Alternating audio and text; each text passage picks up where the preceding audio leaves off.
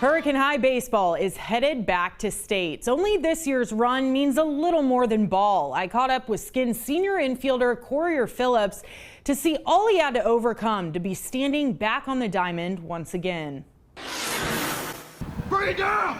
The Hurricane High baseball team practicing to compete in next week's state tournament.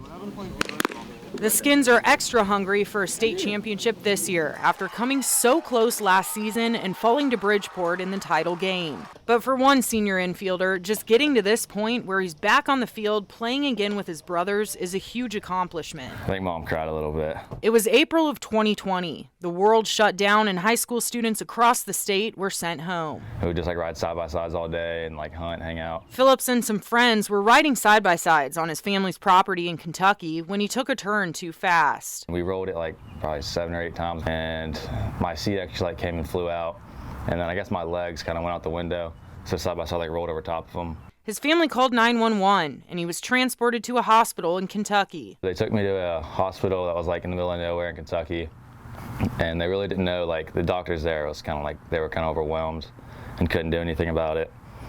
So we called Cabell, and then I had to take an ambulance 3 hours to Cabell, and then I got there at 3 or 4 o'clock in the morning. He went into surgery immediately. I decided on doing a complete metal rod in my left leg, so it runs from my knee all the way down to my ankle, and then it's bolted in a few places.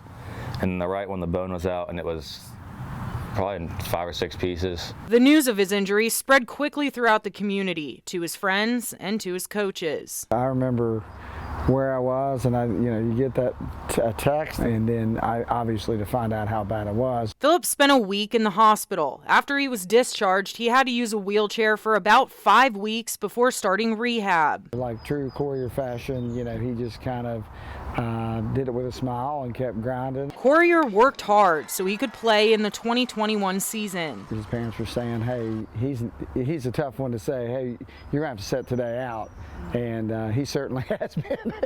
He sat out a few games to give his legs a break here and there until the postseason. And then we went to sectionals, and I was like, all right, I'm going to play full out all the way through playoffs and not sit games out. He fought through the pain and competed in that state championship game against Bridgeport. After the loss, he took the summer to rest to make sure he could come back 100% for his senior season and finish it with his guys. This team's all the kids I've grown up with forever. I mean, we've played since Little League.